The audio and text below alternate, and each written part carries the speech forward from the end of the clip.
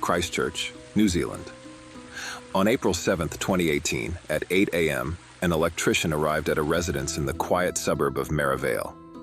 His task was to address an issue with the switchboard located outside the house. Upon arrival, he rang the doorbell but received no response. Perplexed, he double-checked his schedule and confirmed the address, ensuring he was in the right place at the appointed time. Sensing something amiss, he circled the house, tapping on the window of a spare bedroom. Despite his efforts, the curtains remained drawn, and there was no reply to his calls. He heard a muffled sound coming from the house and felt a sudden sense of unease overcome him, but he decided to ignore it. Suspecting a forgotten appointment, he decided to move on to his next one and return later. Around 11:40 a.m. he returned and knocked on the door again. There was still no answer. Then he noticed an open window and decided to take a peek. When he looked inside, something seemed amiss. That lingering sense of unease came back. This time, it was overwhelming. He made a fateful decision to climb through and investigate. Once inside the two-bedroom home, he found the lifeless body of a woman. She bore signs of an assault, and worse. The scene shook him to his core, but he managed to compose himself and promptly alerted the authorities. Soon thereafter, police arrived at the scene, and the woman was identified as Nicole Tuxford. Upon examination by officials, it was revealed that she had sustained multiple lacerations to her throat, nearly severing her head. Disturbingly, signs of sexual assault were evident, alongside indications of strangulation resulting in the fracturing of her thyroid cartilage. Defensive wounds and cuts on her arms suggested a struggle against her assailant, with additional bruising observed on her face. This scenario bore a resemblance to a murder on the west coast of New Zealand in 1994, a crime that shocked the small town of Hokitika. Meanwhile, at Christchurch Hospital, another piece of the puzzle emerged. A man had just been admitted after crashing a Toyota Corolla that morning. But the vehicle wasn't his own. It belonged to none other than Nicole Tuxford. He was admitted to the hospital under his legal name of Paul Tainui, but he had legally changed his name from Paul Wilson a while ago. Wilson also had close ties with another infamous person in New Zealand, none other than David Bain, who was acquitted of murdering his family in a second trial that was extensively covered. In fact, Wilson was the groomsman at David Bain's wedding. Check out our take on the Bain family tragedy by the card on screen. Joe Karam, a staunch supporter and advocate of David's innocence, had described Paul as his oldest and best friend. David and Paul developed a strong bond during their time working together in a prison kitchen. Paul Wilson's name is familiar to the residents of Hokitika in an undesirable way. To better explain this, we need to take you back in time to 1994. Hokitika is situated on New Zealand's west coast and experienced a dramatic change during the 1864 gold rush. It transformed from a barren landscape into a vibrant town almost overnight. By 1994, it had become a lively community where older residents enjoyed active social lives, participating in bands and card games. Music was a significant part of Hokitika's culture, filling its pubs, halls, and schools with melody. Known for its close-knit community, Hokitika fostered strong connections among its people, creating a sense of togetherness. The BBC TV series The Luminaries depicted Hokitika's unique character and history during the gold rush era. Paul Wilson was born to Diane and Ernie. His mother was a member of the esteemed Tainui family. However, his father, Ernie, who was 19 at the time, separated from Diane. Paul grew up amidst the close-knit community of Hokitika and later worked at the Westland Milk Product Factory. He was a member of the Kiwi Rugby Club, a popular social gathering for men and women at the time. In 1989, he met the vibrant Kim Schroder, and they began dating soon after. Despite their age difference of 10 years, their relationship seemed to be going well, and they even moved in together. However, by 1992, Schroder decided to end their relationship due to Wilson's possessive and controlling behavior. This decision deeply unsettled Wilson. He told everyone he was a victim of Schroder's decision, as he sought sympathy from them. One day, Paul Wilson's encounter with Kim Schroder at the Westland Hotel took a dark turn. Wilson, consumed by jealousy and possessiveness, demanded to know Kim Schroder's whereabouts, but she refused to reveal any information. With tensions rising, Kim's cousin, Bruce Schroder, and a group of friends intervened, hoping to defuse the situation. However, Wilson had other ideas, and he returned armed with the shotgun, intent on confronting Kim Schroder once again. Bruce Schroder intervened once again. This time, Wilson aimed his shotgun at Bruce and pulled the trigger. Miraculously, the gun failed to go off. Bruce and others managed to wrestle the weapon away from Wilson, de-escalating the situation. Word of the incident spread through the tight-knit community. People were taken aback, finding it hard to reconcile this act with the Paul Wilson they knew. The community rallied behind him. There was a petition signed by many, requesting the authorities to show him leniency and vouching for his character. Perhaps it's because of this that he received a 10-month prison sentence for assault and possession of a loaded firearm in public. Kim and her mom, Nancy Schroder, would often visit him in prison. Wilson himself acknowledged Nancy's maternal role in his life. 5 months into his sentence, he was released from prison for good behavior. However, Wilson's shotgun incident was merely the tip of the iceberg, and the Schroder family's compassion would soon be put to the test.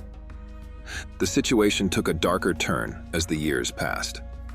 By 1993, Paul Wilson harbored hopes of reigniting his relationship with Kim Schroder and spent Christmas with her family. However, Schroder had already moved on and found a new partner. Upon learning this, Wilson's behavior grew increasingly erratic. He began to visit Schroder's home at night, lurking in the shadows and listening to her intimate moments with her new partner. One night, his simmering rage boiled over, and he showed up at her door and struck her. She decided not to file charges. By 1994, Kim Schroder, now 21 years old, was thriving in her career as an office manager for Evan Jones Construction. Despite her success, she felt the need to escape from Paul Wilson's presence. She started applying for jobs outside of Hokitika, hoping to create distance between herself and her tormentor.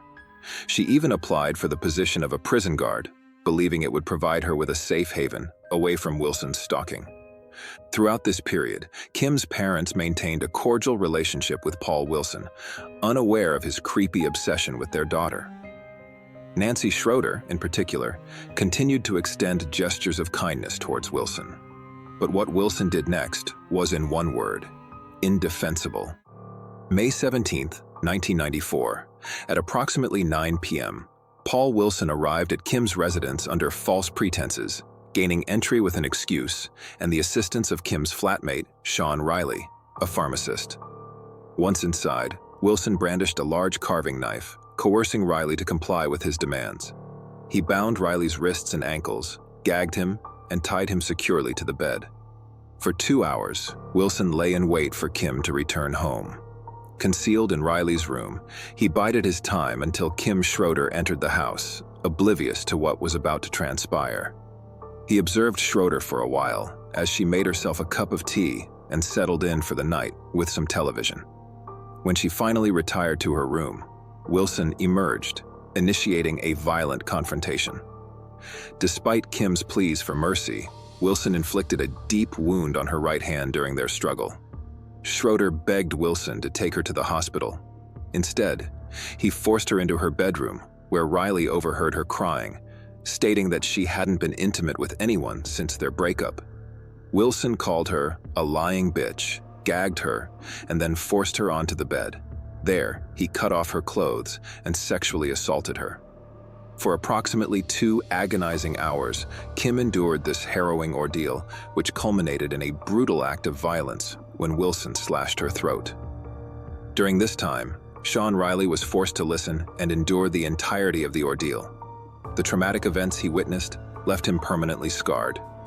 In contrast to Wilson's brutality, the very morning of her daughter's murder, Nancy had delivered a hand-knitted jersey she made for Paul Wilson. After covering Kim's body with some bedsheets, Wilson appeared near his grandmother Muriel's grave and attempted to end his own life, but changed his mind. Shortly thereafter, Wilson arrived at his grandfather Max Tainui's deathbed with his mother and 3 aunts by his side. Paul Wilson collapsed and told his family what he had done to Kim Schroder. He asked them to contact the authorities. No one saw this coming, as they had never imagined Paul Wilson capable of such evil acts. It serves as a sobering reminder of the innate human tendency to believe in the inherent goodness of others. But this kindness should not be extended to the predators that live amongst us, at the expense of our safety. Despite his apparent heartbreak over his breakup with Kim Schroder, Wilson's manipulative behavior made it hard for others to understand his true feelings. During his trial in November 1994, Paul Wilson did not contest the fact that he had killed Schroder. However, he denied he sexually assaulted Kim Schroder, insisting it was consensual. The jury wasted little time in reaching a verdict, convicting him of murder after just a few hours of deliberation. Justice Neil Williamson handed down the sentence, condemning Wilson to life imprisonment with a minimum non-parole period of 15 years. In delivering the sentence, the judge noted Wilson's striking lack of remorse, describing him as unusually cold and devoid of any visible signs of regret for his actions. New Zealand is a nation that prioritizes the rehabilitation of its citizens. Despite being sentenced to life imprisonment, Paul Wilson served only 13 years before becoming eligible for parole. Between 2007 and 2010, the Schroder family attended and submitted statements for each of Wilson's parole hearings, expressing grave concerns about his potential danger and likelihood of reoffending. However, Wilson continued to deny and downplay his actions, even insisting that the sexual encounter with his victim was consensual. In 2010, a parole board decision acknowledged that Wilson had finally accepted responsibility for raping Kim Schroder. Despite this acknowledgement, Wilson was assessed as a low risk of reoffending and exhibited impeccable behavior during supervised outings from prison. Despite being denied parole on 3 occasions, Wilson was ultimately released in January 2011. Upon his release, Wilson opted to change his last name to Tainui. Kim's parents, Nancy and Gary Schroder, remained steadfast in their belief that Wilson posed a significant risk of reoffending and did everything they could to shed light on his brutal crime and manipulative character. Unfortunately, their efforts did little to change the decision of the authorities, and this will lead to terrible consequences years later. Paul Wilson's parole conditions primarily centered around abstaining from drugs and moderating his alcohol consumption. Surprisingly, considering his past, Wilson was only required to inform probation voluntarily if he became involved with any women. Psychologists later assessed that Wilson struggled to cope with feelings of abandonment and rejection, leading him to resort to extreme violence against those who triggered these emotions. This behavior is indicative of psychopathic traits. Fast forward to 2016, Paul Wilson crossed paths with Nicole Tuxford at a scrapyard where they both worked. Nicole was half his age, and despite his workplace being aware of Wilson's stats as a convicted murderer, no further details regarding his potential risks to women were provided to those who worked there. Nicole Tuxford, affectionately known as Nikki to those close to her, who relocated to Christchurch for work after completing high school. Described as a vibrant and outgoing individual, Nikki had a natural ability to bring joy to any room with her infectious personality and sense of humor. She possessed a deep empathy for others and harbored aspirations of becoming a counselor to assist those in need. In pursuit of her dreams, Nikki was undergoing training to become a life coach. Over time, Paul Wilson began to appear uninvited at Nicole Tuxford's residence, often offering flimsy excuses about being in the vicinity. Tuxford grew increasingly uncomfortable and took to locking her doors and hiding whenever he showed up unannounced.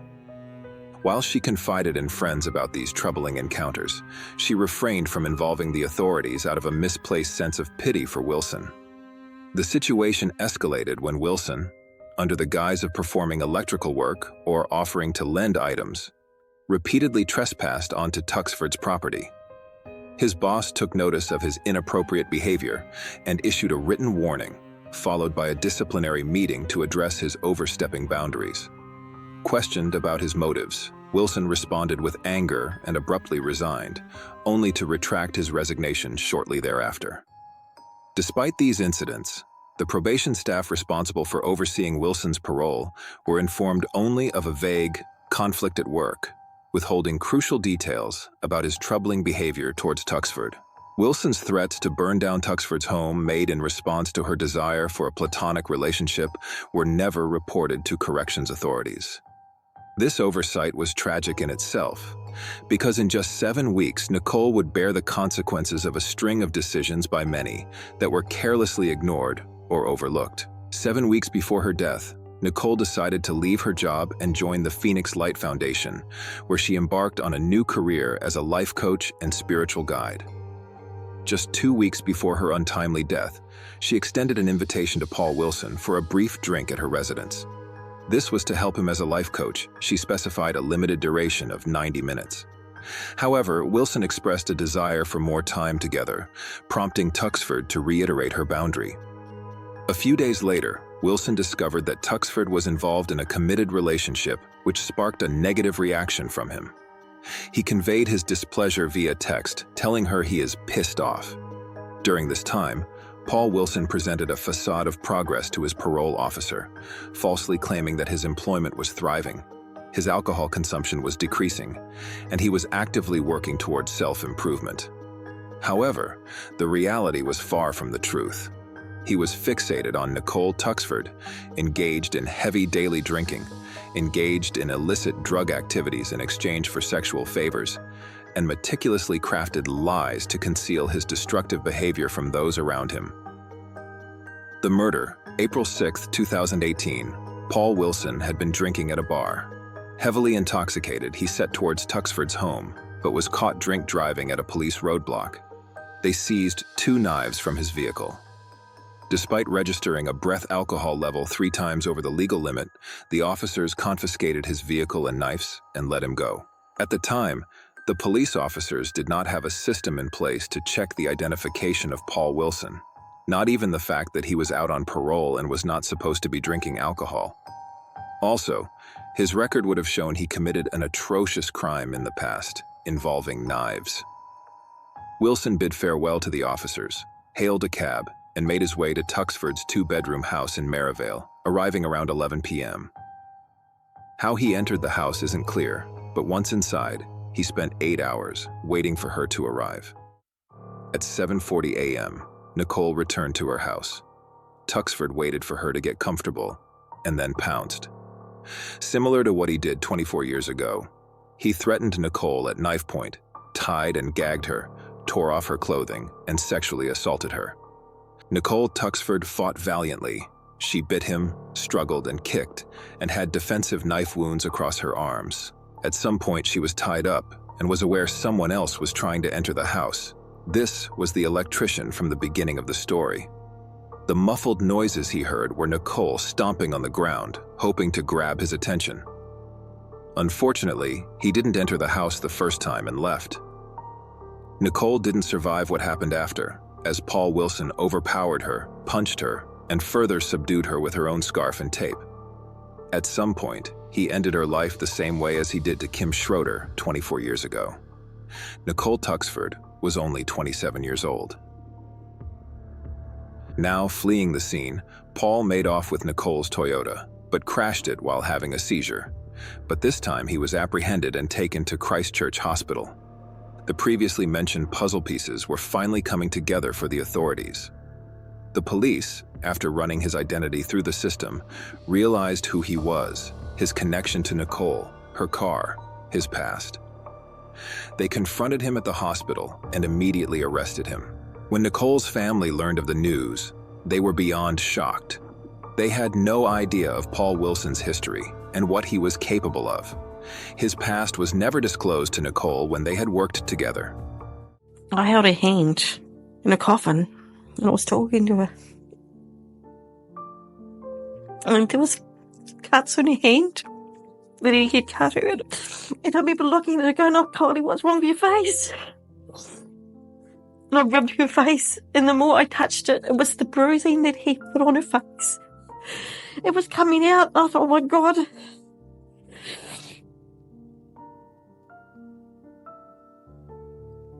And I tried to fix it, but it didn't work. And then I had this a beautiful crystal that I wore all the time, and I went to put it around her neck, and at that stage I didn't even know he'd cut her throat. I didn't know what he did in that way, and I remember trying to get it over her head, give her so gently, and the frickin' big lump thing around the back of her head. It just freaked me out. It was far out. It was just unbelievable.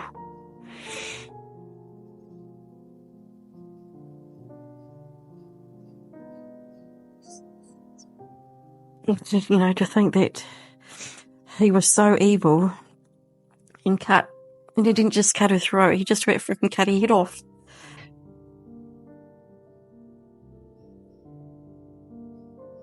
The news that Paul Wilson has struck again hit the Schroder family hard, leaving them reeling in disbelief and anguish. Regrettably, the weight of this preventable tragedy proved too heavy for Gary Schroder to bear, and he took his own life 3 days later. The Schroders, having endured the harrowing ordeal of losing now 2 loved ones to violence, are devastated at the thought of another family experiencing the same heartache.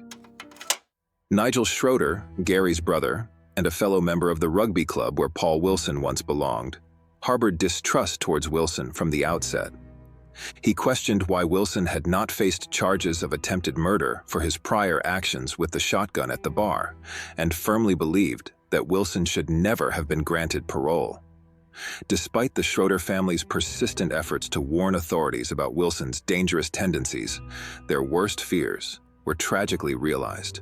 When news of Paul Wilson's heinous crime resurfaced, someone came forward about an incident that should have alerted the authorities. One individual, identified as Melissa, encountered Paul Wilson while drinking at the Kashmir Club in 2015. During their interaction, Paul Wilson boasted about killing his ex-girlfriend in detail. He admitted that the only regret he had was not also killing her partner. Additionally, he offered Melissa and her friends drugs. Melissa reported Wilson's alarming behavior to the police, but her concerns were seemingly overlooked. During the trial for the murder of Nicole Tuxford, the Crown prosecutors sought life imprisonment, without the possibility of parole for Paul Wilson. However, Wilson was sentenced to life imprisonment, with a minimum non-parole period of 28 years. Given his age of 55 at sentencing, he will be at least 83 years before being considered for parole again. Following these tragic events, some changes were implemented in New Zealand's police systems. An offenders registry now triggers automatic alerts as soon as the name of a parolee enters the police database. Should such an individual commit a crime warranting imprisonment, protocols dictate specific actions for the officers present to take, and the Corrections Department is promptly notified of the situation. We are confronted with how forgiving the New Zealand justice system was for Paul Wilson, and how he took full advantage of their reformative practices. Despite the desperate pleas of Schroder's family to keep Paul Wilson, now known as Paul Tainui, behind bars, their cries fell on deaf ears. We're hoping that this might have been the first time that they actually said, you know what, lock him up and throw away the key. So a little bit disappointed. Do you think of the parole board report that said that they followed proper process? No shit. They didn't follow a process. They didn't do the job properly, because if they had, people shouldn't have been out. They should have been out the first time, let alone the second time. But we were under the impression that they had to let him out at some point, but we've since discovered that he never had to be let out, and that was a decision that they chose to make. They didn't have to, and he should never have been let out, not after what he did the first time. It's disgusting. The system had multiple opportunities to apprehend Wilson, yet he slipped through the cracks time and again. On the very night of the murder, he was caught drunk driving with knives in his car, a clear red flag that was tragically overlooked due to a lack of identification systems and training. Hit like and subscribe with the bell icon to get notified of our upcoming videos and updates.